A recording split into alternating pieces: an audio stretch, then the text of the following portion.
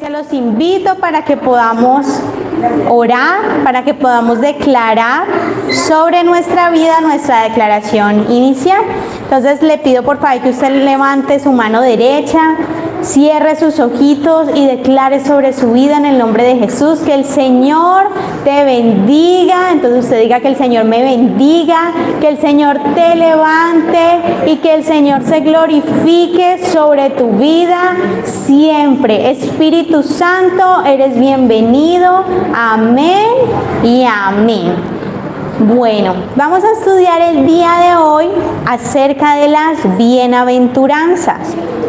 Las bienaventuranzas están en el libro de Mateo, en el capítulo 5, desde el versículo 1. Les pido a que me acompañen para que vamos a estudiarlas. Como son largas y son tantas, entonces yo creo que vamos a tener que dividirlo. Entonces el título sería Bienaventuranzas, parte 1. Vamos a ver hasta dónde llegamos. Bienaventuranzas, parte 1. Dice así, en el libro de Mateo, capítulo 5, versículo 1, ustedes nos pueden acompañar también acá en la lectura. Cierto día, al ver que las multitudes se reunían, Jesús subió a la derecha de la montaña y se sentó. Sus discípulos se juntaron a su alrededor y él comenzó a enseñarles: Dios bendice a los que son pobres en espíritu y se dan cuenta de la necesidad que tienen de él, porque el reino del cielo les pertenece. Dios bendice a los que lloran porque serán consolados. Dios bendice a los que son humildes porque heredarán toda la tierra. Dios bendice a los que tienen hambre y sed de justicia porque serán saciados. Dios bendice a los compasivos porque serán tratados con compasión. Dios bendice a los que tienen un corazón puro porque ellos verán a Dios. Dios bendice a los que procuran la paz porque serán llamados hijos de Dios.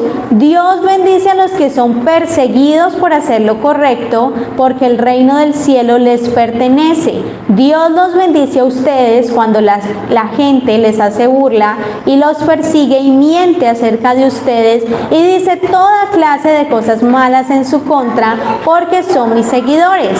Alégrense, estén contentos, porque les espera una gran recompensa en el cielo. Y recuerden que los antiguos profetas los persiguieron de la misma manera. Amén. Entonces, las bienaventuranzas, como podemos ver, declaran un estado de bendición que ya existe. Es decir, no dice Dios bendecirá, sino que dice Dios bendice. Esto quiere decir que no es a futuro, sino que es en el ahora. Ahora, las bienaventuranzas no son condiciones para ganar el reino de Dios o para la entrada al cielo, sino que son declaraciones de la gracia de Dios. También nos describen el carácter del reino y nos inspiran a vivir de acuerdo a esos valores. Ahora, en resumen, las bienaventuranzas nos recuerdan que somos bendecidos por la gracia de Dios y nos animan a vivir de una manera justa y compasiva. Este es un mapa esencial para la vida cristiana. Ofrece principios eternos que nos guían como creyentes a vivir una vida caracterizada por la humildad, el amor, la misericordia y la justicia. Al seguir estas enseñanzas, los discípulos pueden convertirse en faros de esperanza y transformación en un mundo necesitado. En las diferentes versiones de la Biblia encontramos que se habla de bienaventurado, se dice también dichoso, muy feliz, afortunado y entre otras versiones. Y ser bienaventurado es esa bendición de Dios, ese muy feliz, ese algo, digamos, más allá de lo que nosotros conocemos normalmente como feliz o como bendecido. Pero estamos de acuerdo con lo que acabamos de leer, que no se trata de algo que uno quisiera, digamos, o se levantara con el ánimo de hacerlo. O sea, yo no me levanto diciendo, hoy voy a ser pobre espíritu. Sí, o uno no encuentra un eslogan en la calle que dice, bienaventurado por llorar. Uno no se encuentra eso en la calle. ¿Por qué no? Porque son cosas que nos llevan a una vida profunda de relación con Dios y nos enseña esa vida en Dios para nosotros como hijos de Dios. Entonces vamos a entrar en materia y vamos a leer esa primera bienaventuranza. Dice en el versículo 3, Dios bendice a los que son pobres en espíritu y se dan cuenta de la necesidad que tienen de Él, porque el reino del cielo les pertenece. Entonces vamos a desglosar un poquito. ¿Qué es la pobreza? La pobreza significa que carece de, tiene falta de algo. La pobreza es una condición socioeconómica en la que escasean los recursos o bien las herramientas necesarias para adquirirlos de manera regular. Quien la padece no puede satisfacer sus necesidades básicas. Entonces, cuando nos están hablando de pobres en espíritu, nótese que espíritu está con E minúscula. ¿Qué quiere decir esto? ¿Qué es nuestro espíritu? En la Biblia, cuando nos habla del Espíritu Santo es con E mayúscula y cuando nos habla del espíritu de ser humano es con E minúscula. Nosotros creemos que somos seres tripartitos que tenemos cuerpo, alma y espíritu. Entonces, cuando Jesús habla del espíritu pobre, es aquel que sabe y entiende la necesidad que tiene de Dios, que sabe que no posee los recursos o las herramientas o capacidades para satisfacer sus necesidades espirituales básicas y por eso depende de Dios. Tiene la humildad para decir, Señor, ayúdame. ¿Cuántos necesitamos decir, Señor, ayúdame? Amén. Somos unos necesitados de Dios. No importa de pronto lo que tú puedas tener actualmente en tu casa, porque tu espíritu, tú no lo puedes saciar en tus propias fuerzas. Tú no le puedes proveer con tus propios recursos. Solo el Señor, nuestro Dios, puede hacerlo. Cuando un bebé nace, ellos son totalmente necesitados de sus padres o de sus cuidadores para satisfacer sus necesidades básicas. Ellos solo dicen ¡ñe! Y ya de ahí en adelante uno le toca descifrar hambre, sueño, frío, calor, todo eso. Pero a medida que ellos van creciendo van desarrollando diferentes habilidades. Por ejemplo, en el caso de mi bebé, él ya camina, entonces él se puede desplazar hasta la cocina, pero él no puede prepararse comida porque todavía no tiene esa habilidad. Entonces, cuando yo reconozco o cuando yo llego al Señor, yo necesito, porque yo vengo con un aprendizaje ya y necesito desaprender todo aquello que me han enseñado de cómo satisfacerme y aprender a hacer las cosas de la manera de Dios. Proverbios capítulo 3, versículo 5 dice: Confía en el Señor con todo tu corazón, no dependas de tu propio entendimiento. Versículo 6, busca su voluntad en todo lo que hagas y Él te mostrará cuál camino tomar. Entonces, en el contexto actual, a nosotros, ¿qué nos dicen? Sea independiente, usted puede solito. Hágale, tranquilo, tú lo lograrás. Prepárate y vas a ver que vas a conquistar. Levántate con esa mentalidad, porque eso es lo que nos están enseñando hoy en día. Pero viene Jesús y dice, un momento, sí puedes, pero de la mano de Dios. Sí vas a conquistar, pero en la autoridad de Dios. Sí vas a poder abrir esa puerta de bendición, pero de la mano de Dios. Entonces, es necesario reconocer que podemos hacer algo, pero necesitamos la humildad para decirlo, ok, Señor, pero lo haré a tu manera. Lo haré como tú me dices. Lo haré como tú me estás enseñando. O más aún, cuando uno quiere algo y el Señor como que pone ese no, y uno, pero yo en mis fuerzas pondría hacerlo, pero no. Lucas capítulo 11, versículo 1 dice: Una vez Jesús estaba orando en cierto lugar. Cuando terminó, uno de sus discípulos se le acercó y le dijo: Señor, enséñame a orar, así como Juan les enseñó a orar a sus discípulos. Aquí los discípulos habían sido enseñados bajo una fe judía. Por lo tanto, dentro de su tradición, ellos saben orar, a ellos se les enseña. Pero quizás el discípulo dijo en ese momento, ok, yo oro, pero salgo y no hago milagros. Yo oro, pero salgo y no se multiplica la comida. Yo oro, pero cuando salgo no se levantan, no son sanos los enfermos. Entonces algo me está faltando. Y ese discípulo tiene la humildad de decirle, enséñame a hacerlo. No importa cuánto tú de pronto ya sabes o ya has aprendido o ya tienes la capacidad, porque en la medida en la que vamos creciendo, vamos desarrollando capacidades, creciendo dentro de su iglesia, y entonces decimos, no, yo ya sé qué tengo que hacer, yo ya sé cómo hacerlo, no, eso, yo no sé si ustedes alguna vez han escuchado eso, pero a veces dicen, no, para que te perdones, haz esto. Entonces, uno a veces se asemeja y dice, no, para que Dios me dé esto, voy a hacer 3 días de ayuno, voy a orar a las 3 de la mañana y voy a vigilar el viernes en la noche y el Señor lo hace. Y empezamos a tener esa independencia y empezamos a creernos consejeros de Dios, a decirle, pero Señor, yo hice esto. Y ese pobre y ese humilde de espíritu, al contrario, lo que hace es decirle, Señor, hoy vengo porque te necesito. Isaías capítulo 57, versículo 15 dice, el alto y majestuoso que vive en la eternidad, el santo, dice, yo vivo en el lugar alto y santo con los de espíritu arrepentido y humilde. Restauro el espíritu destrozado del humilde y reavivo el valor de los que tienen un corazón arrepentido.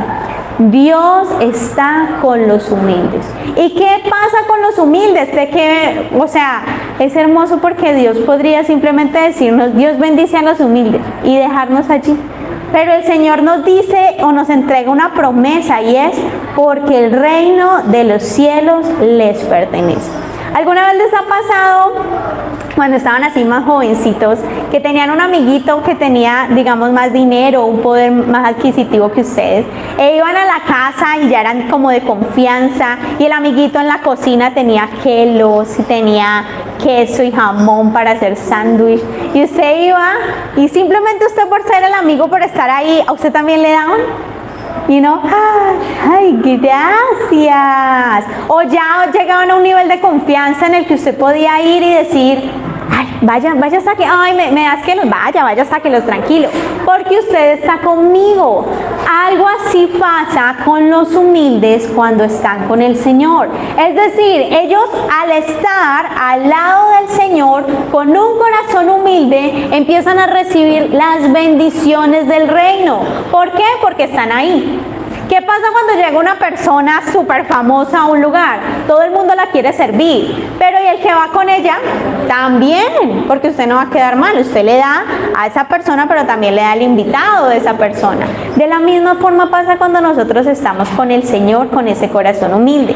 Santiago capítulo 4, versículo 7 dice, así que humíllense delante de Dios, resistan al diablo y él huirá de ustedes. Versículo 8, acérquense a Dios y Dios se acercará a ustedes. Lávense las manos pecadores, purifiquen su corazón, porque su lealtad está dividida entre Dios y el mundo. Y miren que esta cita bíblica nos habla de que primero tenemos que humillarnos delante de Dios. ¿Saben cuál es el problema? Que nosotros queremos hacer el paso 2 y el paso 3. Primero queremos resistir al diablo y queremos que el diablo huya, pero no me humillo delante de Dios.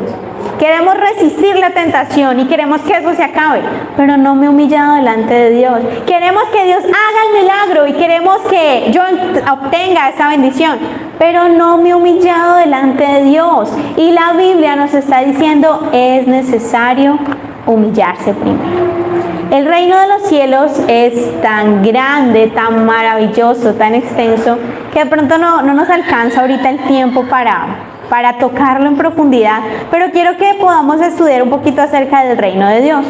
El libro de Lucas hace muchas referencias acerca del reino de Dios y justamente trata de eso, de mostrar a Jesús como el rey. Pero es necesario deshacernos de ese pensamiento humano de lo que puede ser el reino de Dios. Quizás eso fue lo que pasó con el pueblo judío. Ellos esperaban un libertador, un rey que viniera y, mejor dicho, hiciera y deshiciera con el pueblo romano. Un David, un Moisés. pero se encuentran con Jesús, que nos enseña que primero debemos recibir el reino de Dios en nuestro corazón y esperar su llegada. Vamos a leer Lucas capítulo 18, versículo 16 y 17. Dice así: entonces Jesús llamó a los niños y dijo a los discípulos: dejen que los niños vengan a mí, no lo detengan, pues el reino de Dios pertenece a los que son como estos niños. Versículo 17, les digo la verdad, el que no reciba el reino de Dios como un niño, nunca entrará en él. ¿Cómo podemos recibir el reino de Dios? Como un niño. Los niños están atentos, los niños quieren explorar, los niños se dejan enseñar, los niños no vienen con achaques del pasado. Es uno el que le tiene que poner el pero. No, hijo, eso no es para eso. No, hijo, espera, no, hijo. Porque los niños quieren eso, ellos quieren experimentar, coger, jugar, porque tienen hambre y tienen sed de eso nuevo, pero lo hacen con un corazón en blanco, limpio. Ellos no saben y no entienden para qué sirve eso y por eso lo quieren explorar. Entonces, ¿cómo debo recibir el reino de Dios? Como un niño.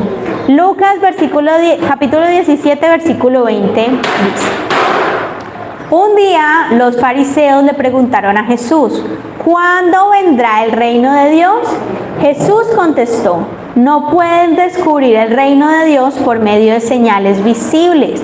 Versículo 21, nunca podrán decir aquí está o está por allí, porque el reino de Dios ya está entre ustedes. Así que, ¿dónde está el reino de Dios? Entre nosotros. Ya Jesús lo estaba diciendo. ¿Y quién era ese reino de Dios? Era Jesús mismo ahí. Mateo capítulo 6, versículo 33 dice: busquen primeramente el reino de Dios por encima de todo lo demás y lleven una vida justa y Él les dará todo lo que necesiten. Amada iglesia, el reino de Dios es Cristo Jesús gobernando y ejerciendo su autoridad sobre nuestras vidas en todas las áreas, de manera que el diseño original de Dios se cumpla. Génesis habla de que en el principio Dios hizo y eso era bueno. Eso que Dios hace es bueno. ¿Qué vino e hizo el pecado? Corrompió todo ese diseño divino. Y por eso es necesario que nosotros, como seguidores de Jesús, rindamos nuestro corazón y aprendamos a depender de Él y descansemos en su gobierno. Necesitamos entrar en nosotros y decir, porque uno puede de pronto no tener mucho físicamente, pero en su espíritu ser muy orgulloso y pensar que es lo máximo. Necesitamos aprender a tener un espíritu que reconoce, un espíritu humilde, un espíritu pobre, que reconoce que depende de Dios. Amén. Amén. Mateo capítulo 5, versículo 4. Dios bendice a los que lloran porque serán consolados. Cuando hablamos de este llorar, o en otras versiones dice sufrir, o los que se lamentan o los apacibles, no se hace referencia a que usted lloró porque discutió con su pareja o con su mamá. No hace referencia, por ejemplo, a que se cayó, se golpeó y lloró. No, es otro tipo de llanto. Se refiere a cuando estamos haciendo lo correcto y vienen y nos hacen injusticia por eso. Y en Dios encontramos ese consuelo. Apocalipsis capítulo 21, versículo 3 y 4. Dice así: oí una fuerte voz que salía del trono y decía: miren el hogar de Dios, ahora está entre su pueblo. Él vivirá con ellos y ellos serán su pueblo. Dios mismo estará con ellos. Él les secará toda lágrima de los ojos y no habrá más muerte, ni tristeza, ni llanto, ni dolor. Todas esas cosas ya no existirán. Esto es una promesa de Dios a futuro, cuando las cosas sean hechas nuevas. Pero aquí, bajo el gobierno, aunque estemos bajo el gobierno de Dios, pues muy probablemente vamos a tener que pasar por aflicciones y por situaciones difíciles.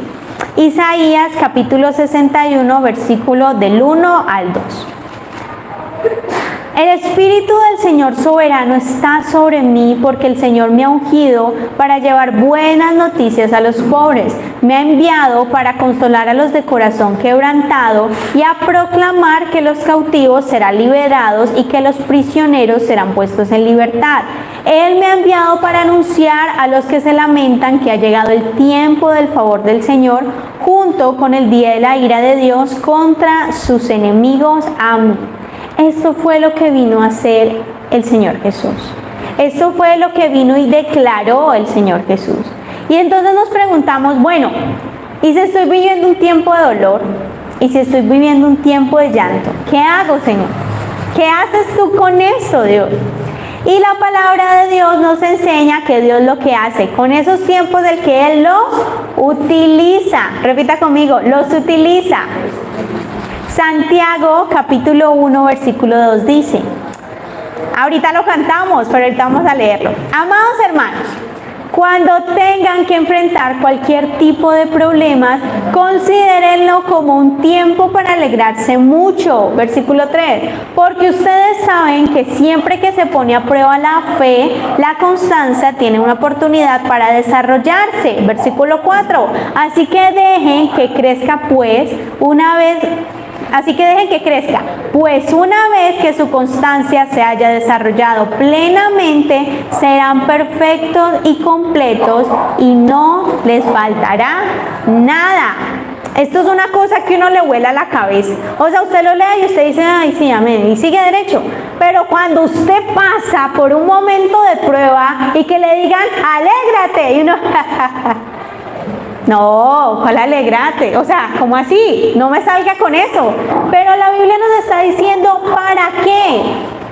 Ahora, nos adelanta o nos prepara y nos dice, porque ustedes saben. O sea, ya deberíamos saber esto. Y dice, porque cuando se pone a prueba la fe, la constancia tiene una oportunidad para desarrollarse. ¿Por qué es tan importante la constancia? ¿Por qué necesitamos desarrollar esa constancia? La Biblia dice que el que persevere hasta el final, ese será salvo. A ese es el que se le va a entregar la corona de la vida. Por eso necesitamos aprender a ser constantes, porque hoy en día uno sale corriendo. Uno, ay, está pasando esto, vámonos de aquí. Ay, pasó tal cosa, renunciemos. Ay, discutí con fulanito, me separo. Ay, tal cosa, me voy de este puesto, no me merecen. ¿Sí? Uno es así, uno corre. Ay, tal X o fulano hizo tal cosa, porque como seres humanos cometemos errores. Pues me voy. ¿Sí?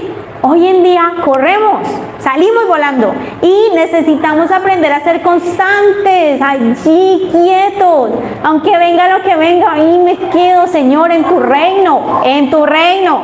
No vayan a decir, ay, es que uno me dijo que me quedara en estas, no, en la voluntad de Dios.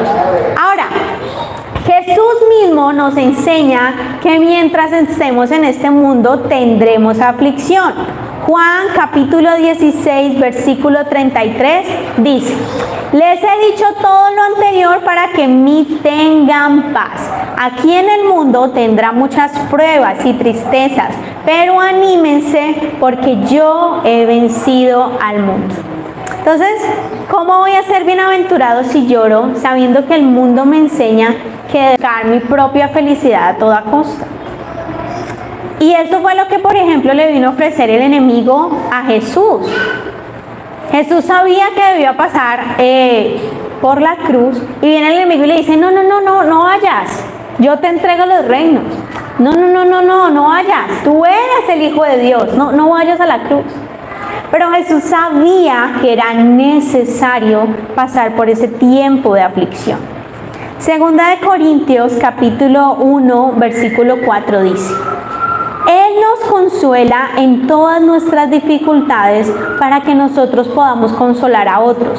Cuando otros pasen por dificultades, podremos ofrecerles el mismo consuelo que Dios nos ha dado a nosotros. Pues cuanto más sufrimos por Cristo, tanto más Dios nos colmará de su consuelo por medio de Cristo. Aquí está un argumento sólido para alegrarte en medio de la dificultad, porque tú en medio de la prueba puedes alzar las manos y decirle, recibo tu consuelo. Recibo ese consuelo que en ninguna otra circunstancia lo podré recibir. El consuelo no llega en momentos de alegría. El consuelo no llega en momentos de felicidad, de gozo. El consuelo llega en los momentos difíciles. ¿Usted quiere experimentar la sanidad de Dios? Le toca enfermarse. ¿Usted quiere experimentar la sanidad de Dios? Le toca pasar por ese tiempo difícil de enfermedad. ¿Usted quiere experimentar la provisión de Dios?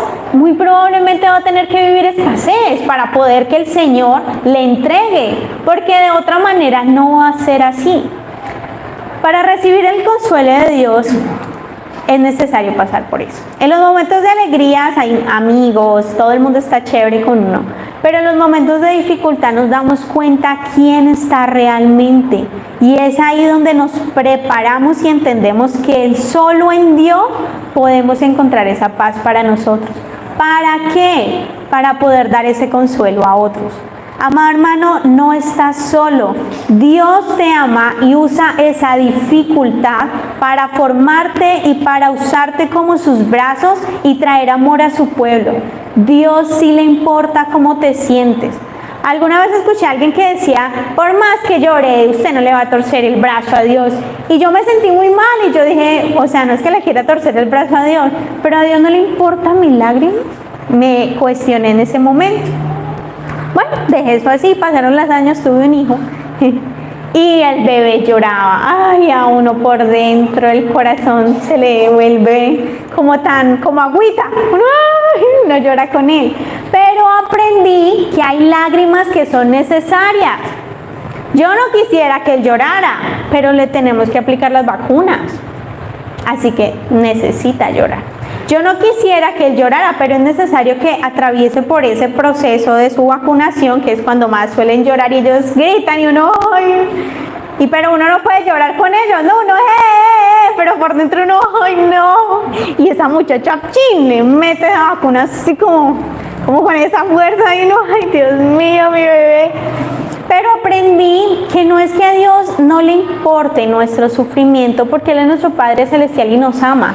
Lo que pasa es que Él sabe, ve el panorama completo y entiende que es necesario. El bebé no entiende que está en Sura, él afuera de Sura está, él no sabe, él no lee que ahí dice vacunación, él está sano. Es más, uno se lo lleva y él va contento. Yo me imagino, ¿a dónde me llevarán mis papás? ¿Al parque? ¿Qué harán conmigo hoy? Él va sano. Pero uno como papá sabe que debe de llevarlo porque es necesario. Génesis capítulo 39, versículo 21 dice: pero el Señor estaba con José en la cárcel y le mostró su fiel amor. El Señor hizo que José fuera el preferido del encargado de la cárcel. A uno no le dicen esto, pero José estaba con Dios en la cárcel. José está contigo en el Señor está contigo en el sufrimiento. El Señor está contigo en el hospital. El Señor está contigo en la fila del banco esperando para hablar con la asesora. El Señor está contigo cuando estás ahí en la casa y no sabes qué vas a hacer. El Señor está ahí contigo. Y no podemos dudar de eso. Algo fundamental dentro de las relaciones interpersonales es la comunicación. Y cuando nosotros tenemos una idea como extraña de Dios, pensamos que, y esto yo lo he escuchado muchas veces, no, yo voy a la iglesia cuando me sienta bien. Y uno dice, ¿qué? Yo voy a la iglesia cuando me sienta mejor con Dios. Y uno dice, ¿qué? Si aquí venimos es porque sabemos que necesitamos de Él, porque decimos, Dios mío, no puedo solo, la embarré, te necesito, porque decimos, Padre de la gloria, sin ti no sé cómo voy a hacer esta semana que viene, te necesito. Aquí vinimos porque sabemos que nos necesitamos, solo no podemos. Pero ¿qué hace el enemigo? Shh, no vayas, eres demasiado pecador para ir. Shh, no ores. Dios, ¿qué te va a escuchar? Shh, no eres digno de Dios. Y necesitamos comunicarnos con el Señor. Necesitamos expresarle a Dios lo que sentimos, mostrarle nuestro dolor. Dile al Señor qué es lo que sientes a través de la oración. Para eso es la oración.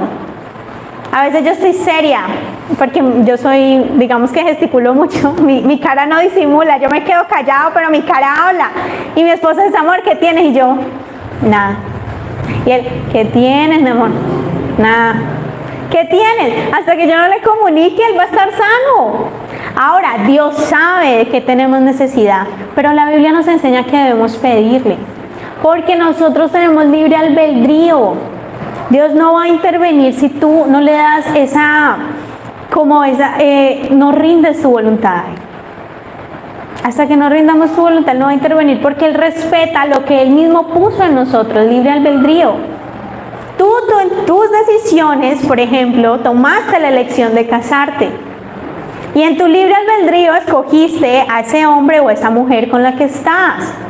Pero Dios no va a venir a intervenir hasta que tú no le digas, Señor, gobierna en mi casa, gobierna en este matrimonio, gobierna en mi corazón, gobierna en nuestra vida. Pero uno no hace nada de eso y está peleando y dice, ¿por qué me diste a ese hombre, Señor? Como Adán, la mujer que me diste por esposa, y le echan la culpa al otro. Pero si Dios no está gobernando, ¿cómo vamos a hacer eso? Primera de Samuel, capítulo 1, versículo 10. Ana, con una profunda angustia, lloraba amargamente mientras oraba al Señor, e hizo el siguiente voto. Oh Señor de los ejércitos celestiales, si miras mi dolor y contestas mi oración y me das un hijo, entonces te lo devolveré. Él será tuyo durante toda su vida. Y como señal de que fue dedicado al Señor, nunca le cortaré el cabello. Pasemos al versículo 17. En este caso, bueno, Ana estaba ahí, vamos a contextualizarnos. Ana es una mujer estéril y ella no ha podido tener hijos, ella está con su esposo, pero ella se siente muy triste porque ella no ha podido tener un hijo y ella se siente afectada, se siente frustrada y va al templo y llora al Señor y derrama su corazón y le habla. Entonces ella está ahí orando así despacito delante del Señor y en el versículo 17 dice, entonces está ahí Ana orando, ¿no? Y el sacerdote la mira. Dice, ¿será que esta está borracha? Yo me imagino a Ali desde allá y la mira y va y le dice, vea, ¿usted qué está haciendo? Entonces ella le dice, no, yo no estoy ebria, ¿cómo se le ocurre? Lo que pasa es que estoy orando al Señor. Entonces ahí, el versículo 17. En ese caso le dijo Elí, ve en paz, que el Dios de Israel te conceda lo que has pedido. Y saltemos al versículo 19. Temprano a la mañana siguiente la familia se levantó y una vez más fue a adorar al Señor. Después regresaron a su casa en Rama. Ahora bien, cuando Elcana, que es el esposo de Ana, se acostó con Ana, el Señor se acordó de la súplica de ella y a su debido tiempo dio a luz un hijo a quien le puso por nombre Samuel, porque dijo, se lo pedí al Señor. Amada iglesia, muchas veces no tenemos Samuel en nuestra vida porque no se lo hemos pedido a Dios. Muchas veces no vemos en nuestra vida muchas cosas porque no se lo hemos pedido a Dios. ¿Cuántos quisieran un Samuel? ¿Cuántos quisieran un milagro? Amén. ¿Ya se lo pediste al Señor? Ahora, no es que Ana oró y ¡pum! Salió Samuel y ¡ay! No. Ana oró, hizo la tarea, se embarazó, esperó 9 meses, tuvo que parir y obtuvo a Samuel. Hay un proceso entre el tiempo de la petición y el tiempo de la bendición o del cumplimiento de la promesa. Pero nosotros debemos de pedirle al Señor. Pero usted no puede esperar a Samuel si no hace la tarea, si no le pide a Dios. O sea, hagamos lo posible, ya Dios se encargue de hacer lo imposible. Pero miren algo fundamental que a veces pasamos así como por encimita, y es que Elí le dijo, Elí, que es el sacerdote, ve en paz, que el Dios de Israel te conceda lo que le has pedido. Ella no solamente fue a Dios y le pidió, sino que también vino el sacerdote y la bendijo. Muchas veces, amada iglesia, queremos luchar solitos con las situaciones. Y nosotros no estamos solos. Si Dios se ha puesto en esta congregación, nuestra pastora Patricia Libreros, ella ha dispuesto unos tiempos de consejería para que tú puedas ir y buscar ese consejo, para que tú puedas buscar esa oración, para que ella te pueda guiar y te pueda direccionar. Para eso son los tiempos de consejería. La Paz, en su forma de extender el reino, ella comparte, usted puede ver aquí en las plataformas, aquí adelante, ahí está el número de WhatsApp. Contáctela, conéctese con ella, hable con ella, es necesario. Ana sabía, Ana le hubiera podido decir, no, sacerdote, está orando por una cosa, chao. Como muchos de nosotros hacemos. La Paz, hola mija, ¿cómo está? Bien, pa. Y uno por dentro, ahí en ese mar, y ¿tienes algo? No, todo bien, mi Paz. Necesitamos también esa oración y esa cobertura y esa palabra de consejo de la persona que el Señor ha puesto como autoridad dentro de tu iglesia. Sigamos. Mateo capítulo 5, versículo 5. Dios bendice a los que son humildes porque heredarán toda la tierra. En otras versiones dice a los mansos. La mansedumbre implica una gran fuerza interior capaz de controlar los impulsos más elementales del ser humano, como la violencia, el egoísmo, la arrogancia. Salmo capítulo 37, desde el versículo 7 al 11. Quédate quieto en la presencia del Señor y espera con paciencia a que Él actúe. No te inquietes por la gente mala que prospera, ni te preocupes por sus perversas maquinaciones. Ya no sigas enojado, deja a un lado tu ira, no pierdas los estribos, que eso únicamente causa daño. Pues los perversos serán destruidos, pero los que confían en el Señor poseerán la tierra. Pronto los perversos desaparecerán, por más que los busques no los encontrarás. Los humildes poseerán la tierra y vivirán en paz y prosperidad. Amén. En el mundo actual vivimos en un constante lucha de poder y buscamos entrenarnos y crecer en diferentes áreas de nuestra vida para tener la capacidad de reaccionar y de saber qué hacer y cómo actuar en las diferentes circunstancias. Pero quédense quietos en la presencia del Señor no es quedarme dormido. Estoy esperando que Dios actúe. Ay, me quedé durmiendo. Mi amor, ¿y qué estaba haciendo? Esperando que Dios actúe. Y no hay, no. Quédense quietos es aquietar nuestro interior, pero actuar, ser intencional en nuestra búsqueda de Dios. Buscar activamente la presencia del Señor. Y para ello se necesita esa mansedumbre, esa humildad, ese dominio propio. Porque a veces uno quiere ir y... pero... quédate quieto y espera lo que el Señor te va a decir, espera cómo Dios te va a guiar. Números capítulo 12, versículo 1. Vamos a tratar de leerlo rápido y se los va a tratar de resumir rapidito. Entonces dice, mientras estaban en Aserot, Miriam y Aarón criticaron a Moisés.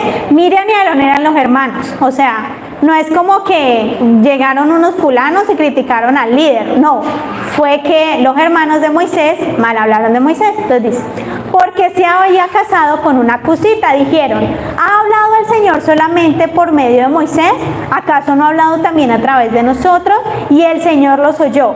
Ahora, Moisés era muy humilde más que cualquier otra persona en la tierra. Así que el Señor llamó de inmediato a Moisés, a Aarón y a Miriam y les dijo, vayan los tres al tabernáculo. Y los tres fueron allí. Entonces el Señor descendió en la columna de nube y se detuvo en la entrada del tabernáculo. O sea, Moisés no sabía que los hermanos habían hablado mal de él. Simplemente el Señor dijo, Moisés, Miriam, Aarón, vengan para acá. Y ellos fueron Moisés sano. Ellos sí sabían lo que habían hecho.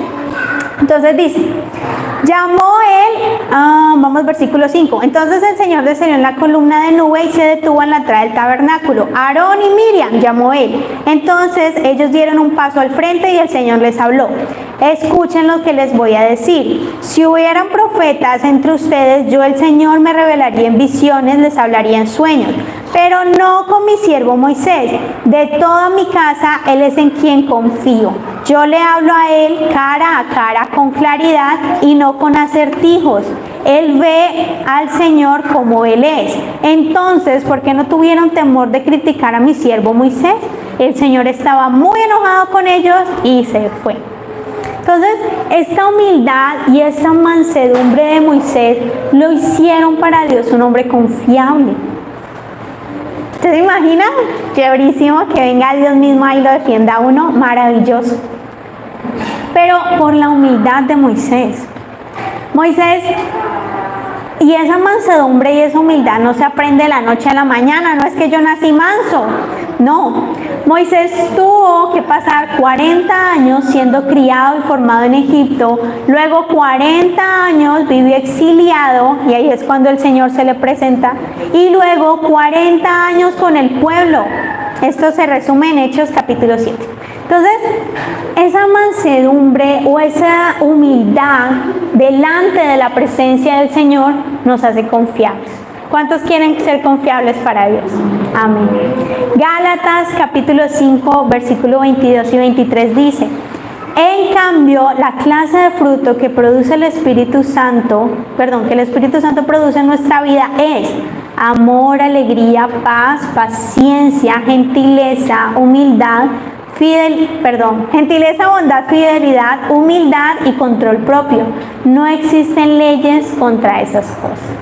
¿Cómo podemos tener esa humildad o esa mansedumbre? A través de mi comunión con el Espíritu Santo. Él es el que me puede ayudar, guiar, enseñar. Mateo capítulo 11, versículo 27 dice: mi Padre, ahí está hablando Jesús, mi Padre me ha confiado todo, nadie conoce verdaderamente al Hijo excepto al Padre, y nadie conoce verdaderamente al Padre excepto el Hijo, y aquellos a quienes el Hijo decide revelarlo. Luego Jesús dijo: vengan a mí todos los que están cansados y llevan cargas pesadas, y yo les daré descanso. Pónganse mi yugo y déjenme enseñarles, porque yo soy humilde y tierno de corazón, y encontrarán descanso para el alma, pues mi yugo es fácil de llevar y la carga que les doy es liviana.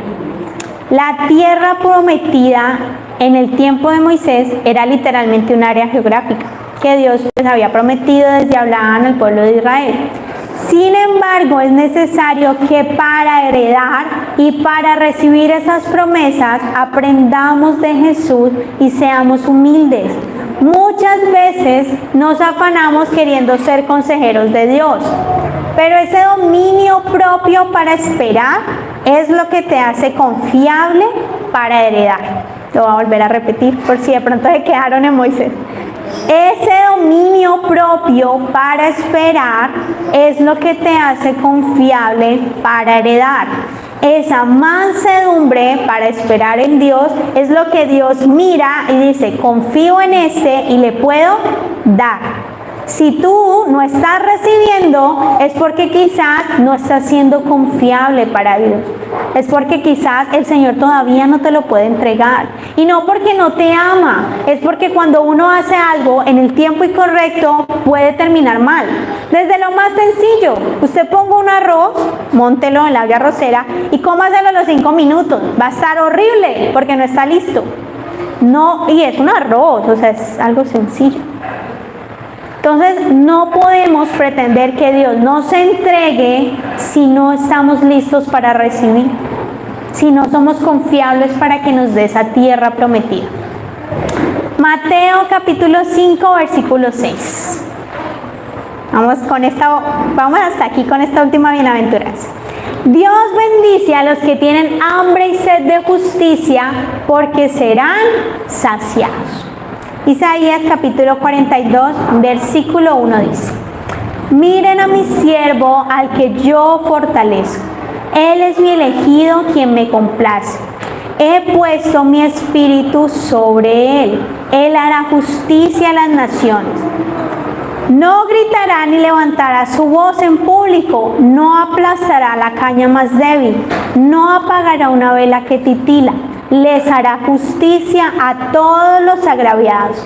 No vacilará ni se desalentará hasta que prevalezca la justicia en toda la tierra. aún las tierras más lejanas, más allá del mar, esperarán sus instrucciones. Es muy poderoso esto que acabamos de leer, porque Dios promete que a través de Jesús traerá justicia. Sin embargo, esa justicia no necesariamente es nuestra percepción de justicia, ya que normalmente nuestra justicia solo es desde nuestro punto de vista.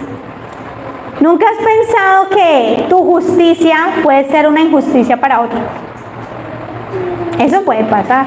Lo que tú consideras justo, tal vez no lo es. Porque nosotros no tenemos el panorama completo. Les voy a contar una historia rapidito. En estos días, en mi trabajo, necesitaba la cuenta de una señora ya muy mayor, muy adulta. Entonces pedí el número de cuenta de ella y me dijeron, no, ella no tiene cuenta, todas las cuentas son del esposo. Y yo, en pleno siglo XXI, dije, ¿qué? O sea, yo en mi mente dije, bueno, pero yo por dentro, ¿qué? ¿Cómo le ocurre que yo también tenga su cuenta? ¿Qué les pasa? Pensé yo. Resulta que luego me di cuenta que a la señora, porque ellos son abuelitos, que a la señora hace un tiempo le habían robado de sus cuentas. Por lo tanto, les tocó cancelar las cuentas, y como su esposo le da una muy buena vida, gracias a Dios, entonces pues decidieron dejar todas las cuentas a su nombre, al nombre del esposo. Y yo, no, Dios mío, perdóname. O sea, mi percepción fue tan limitada porque no conocía todo el contexto y toda la historia, y muchas veces nos pasa.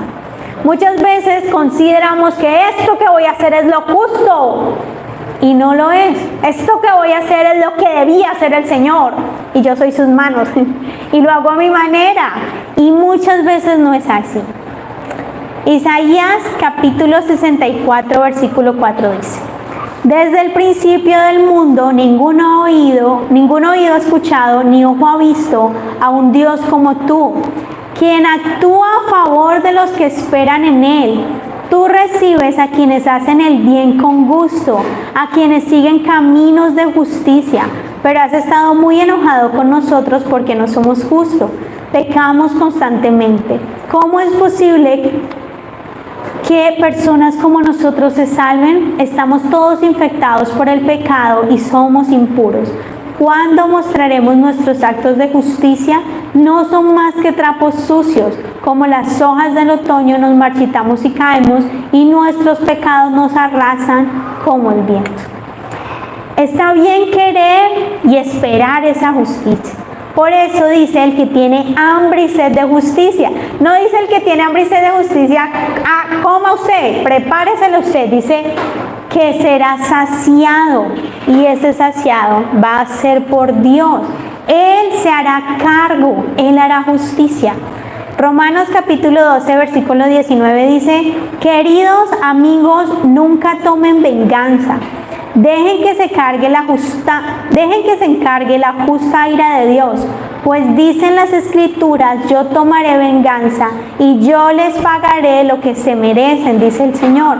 En cambio, si tus enemigos tienen hambre, dales de comer; si tienen sed, dales de beber. Al hacer eso, amontonarás carbones encendidos de vergüenza sobre su cabeza. No dejen que el mal los venza, más bien venzan el mal haciendo el bien. Amén. Amada iglesia, el Señor nos está diciendo, ok, hay injusticias, sí, yo voy a hacer justicia, o sea, Dios. No hagas tu justicia, ama. Porque uno dice, bueno, Señor, me estoy viendo lo injusto, tú vas a hacer justicia, ¿qué hago yo? Ama. Ese es el resumen. Colosenses capítulo 3, versículo 12 dice: dado que Dios los eligió para que sean su pueblo santo y amado por Él, ustedes tienen que vestirse de tierna compasión, bondad, humildad, gentileza y paciencia. Sean comprensivos con las faltas de los demás y perdonen a todo el que los ofenda. Recuerden que el Señor los perdonó a ustedes, así que ustedes deben perdonar a otros. Sobre todo, vístanse de amor, con lo cual nos une a todos en perfecta armonía, y que la paz que viene de Cristo gobierne en sus corazones, pues como miembros de un mismo cuerpo, ustedes son llamados a vivir en paz y sean siempre agradecidos. ¿Quiénes los domingos dicen qué me pongo hoy? Señor, ¿cuál será mi outfit? Pues tu outfit se llama amor, se llama paciencia, se llama gentileza. Y no solo son los domingos, es cada día de tu vida. Estoy viendo esta injusticia, Dios, pero me revisto de amor. Porque tú eres el que toma venganza y tú eres el que sabe todas las cosas. No yo, no a mi manera, no como a mí me parece. Amén. Amén. Vamos a orar. Dejemos hasta ahí estas bienaventuranzas porque están muy interesantes. ¿Cuántos quieren ser pobres de espíritu? Uno es como, amén. ¿Cuántos quieren esperar en Dios? Amén. ¿Cuántos quieren llorar? Amén. Pero es necesario. Es muy necesario aprender eso. Esto es el Evangelio, esto es el reino, esto es lo que Jesús enseñó. Y es necesario que quede en nuestro corazón. Y tú que me estás viendo a través de nuestras plataformas digitales, quiero agradecerte por quedarte con nosotros y escuchar este sermón. Te invito a que si no estás congregándote en una iglesia y vives en la ciudad de Cali, puedas venir y estar aquí con nosotros en Peniel Church. Y si estás en otro lugar, puedas conectarte o asistir a una iglesia de sana doctrina. Que Dios te bendiga. Y mientras tanto, nosotros acá nos levantamos y vamos a orar. Vamos a orarle al Señor. Los invito a que cuando tengan más tiempito vuelvan y abran su Biblia y lean Mateo capítulo 5 y vuelvan y mediten en eso. Cerremos nuestros ojitos y vamos a buscar al Señor en oración. Todos como pueblo vamos a decirle: amado Dios, hoy venimos delante de ti, hoy venimos delante de tu presencia a darte gracias, Señor.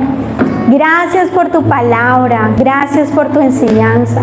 Ayúdanos a que esta palabra pueda ser sembrada en nuestro corazón y pueda producir el fruto en nuestra vida que tú quieras, Señor. Hoy ponemos nuestra mirada en ti, Señor. Tú nos conoces, Dios. Tú sabes, Señor, cómo muchas veces en nuestras fuerzas queremos hacer las cosas, pero tu palabra nos enseña que debemos de ser pobres en espíritu. Señor, te necesito. Dile ahí, amada iglesia, te necesito. Te necesito en mi casa, te necesito en mi familia, te necesito en mis finanzas, te necesito en mi trabajo, te necesito, Señor, en mi estudio, te necesito, Dios, en mi corazón, necesito de ti, Señor. Necesito que tú vengas y hagas a mi vida, Señor. Hoy pongo delante de ti, Señor, cada una de las cosas, Dios, que me han afligido. Tú conoces mi corazón, Señor.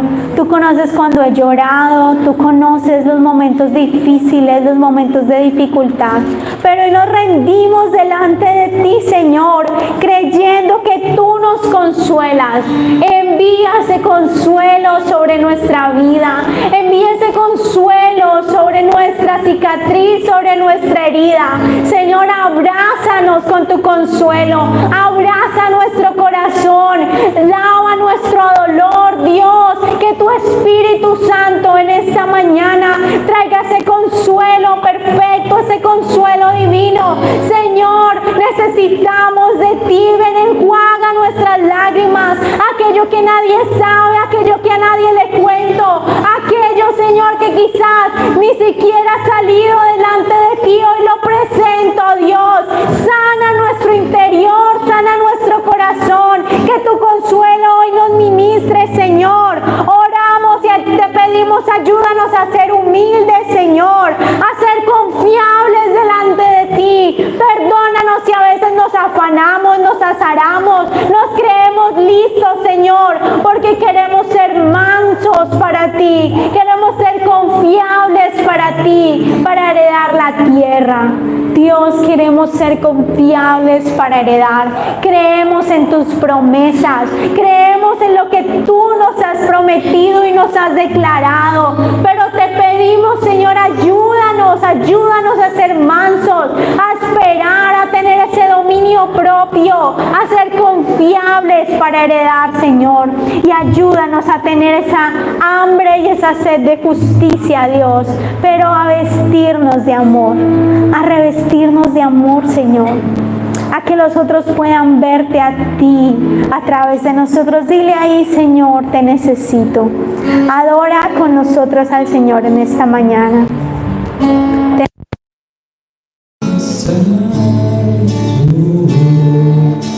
Más grande que estar a tus pies, que estar a tus pies, no hay lugar más alto, más grande que estar a tus pies, que estar a tus pies.